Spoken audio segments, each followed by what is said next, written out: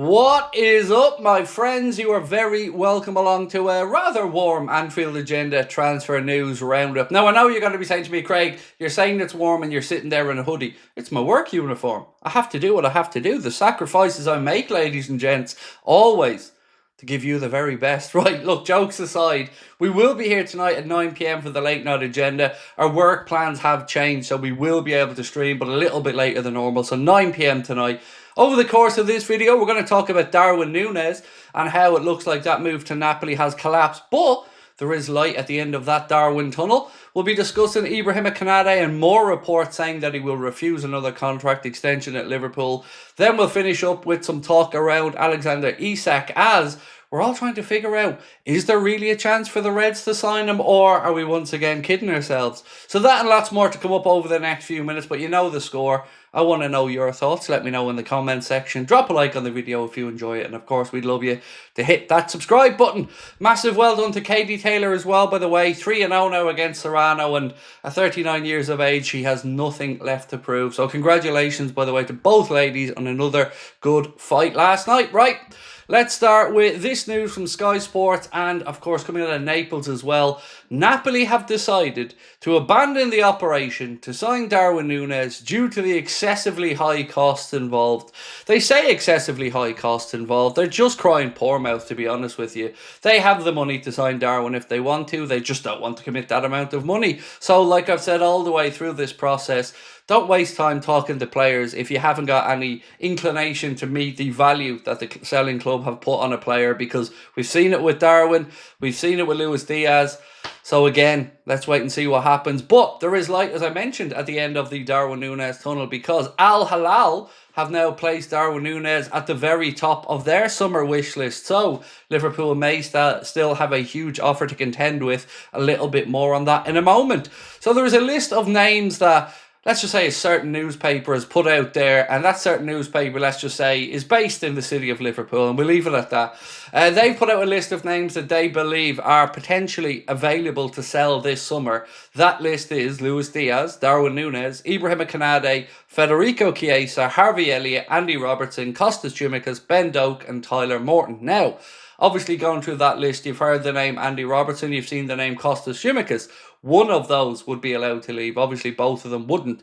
Diaz, as we know, we'll move on to him in a moment. He is of interest to Bayern Munich, to Barcelona, and as we mentioned to you guys yesterday, Al Nassr as well. So let's see what happens over the next week or so. There will be some outgoings, and that was always going to be the case, and nothing to get really concerned about. On the Darwin Nunez situation, Napoli were getting close to the number with Liverpool. There was a talk of about a €5 million difference in the valuations, but if they want to go and sign the guy from Udinese, so be it. But again, I can imagine that would be frustrating for Darwin and his camp, as they probably thought that move to Naples was getting close. So on top of that, as I mentioned, we do have Al Hilal, and they will probably come a lot closer, if not meet Liverpool's valuation for Darwin Nunez, as they look to bring in a box office striker.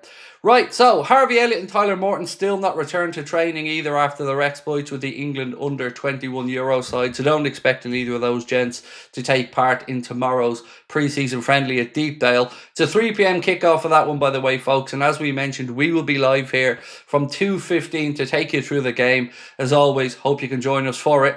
Let's move on now to Nico Shearer, who said that Ibrahima Konate has once again turned down Liverpool's latest contract offer until 2030.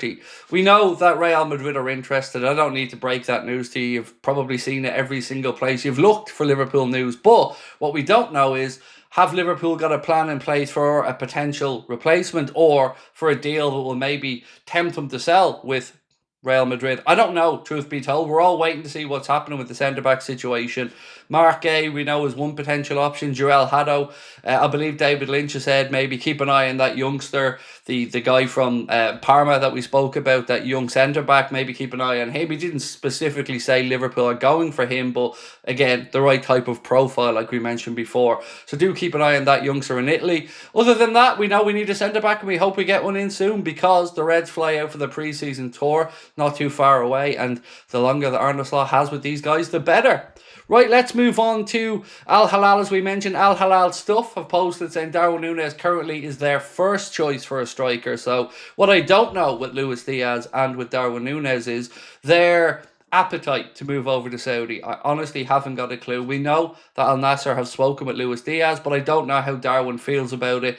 I would imagine wages aren't going to be a problem, put it that way. But after that, we're going to have to wait and see what the next week or two looks like. One thing I will say pretty clearly, though, is I would be absolutely amazed if there's any chance that Darwin Nunez stays at Liverpool past this summer. It's just time to cut ties and move on. Now, one bit of good news for tomorrow. Florian Wirtz is set to make his Liverpool debut in that pre-season friendly against Preston. Let's be honest, we're all really, really excited to see Florian out there on the pitch. And of course, Jeremy Frimpong, Milos Kerkez, and the rest of the Liverpool boys as well. Hard to know how strong the team are going to go tomorrow, but I would expect lots of changes. So we certainly won't be doing a player ratings video when the odds are we'll have probably 2 or 3 different 11s to go through. Let's move on now before we finish up to the biggest part of this video, which is Liverpool looking for an attacking player. It says Jorge Picon, who I believe covers Real Madrid and stuff like that, over for Revelo in Spain. Isak is the #1 target for Liverpool. They will try to negotiate at a lower price with Newcastle, but here's the interesting point, ladies and gents, by including a player as part of the deal. Now, they don't yet mention what that player would be or who that player would be.